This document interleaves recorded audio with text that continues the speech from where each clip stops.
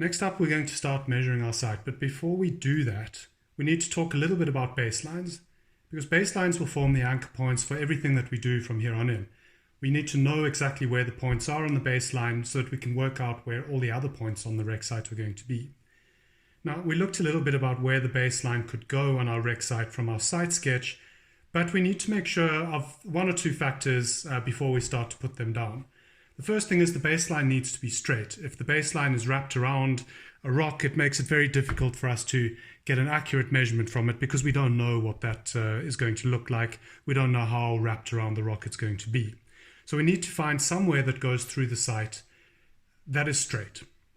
And to do that, we can either go through the middle of the site. It's okay to measure left and right of the baseline, or you can go alongside the site.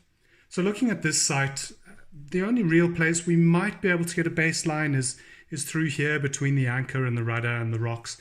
If we have a look at that, if we lay down the baseline, it's not quite right. It snags a little bit on the rock, it snags a little bit on the rudder over here. So we need to look at something else. I think in our case, what's going to be best is if we use a baseline that runs either side of the site. So let's put that down. You'll find in your box a pre-prepared set of baselines that you can attach onto the edge of your site.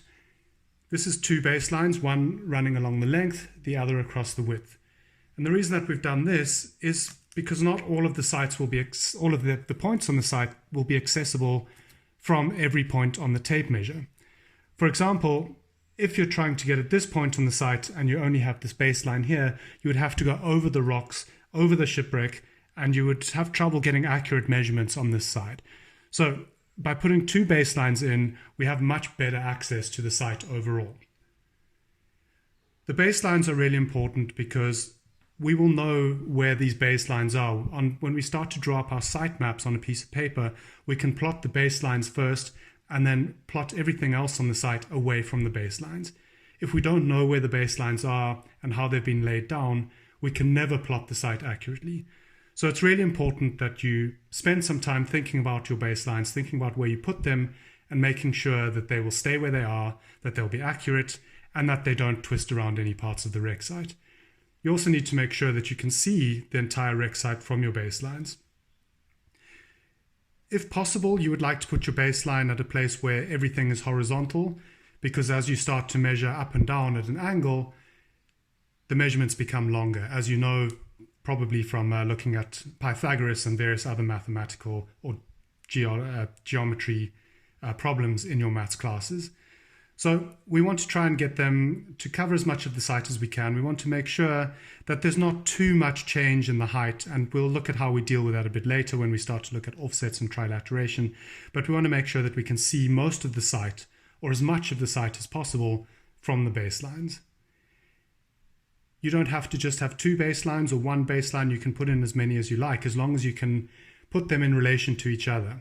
These are nice because they're at a right angle to each other. So when we plot them, we can plot them along the X and Y axis of our map later on. You may want to put something down the other side if you think that it's going to be tricky to get to this side of the rec site, and even down this side as well. You could also put things at angles if you wanted to, but you would need to make sure that you record the angles and that everything fits together in a way that you can understand and a way that you can replicate on a piece of paper. So that's just an overview of baselines and what you need to consider when you're putting in your baselines. Use the setup that we've got, and we will look at how to do offsets and trilateration in just a moment.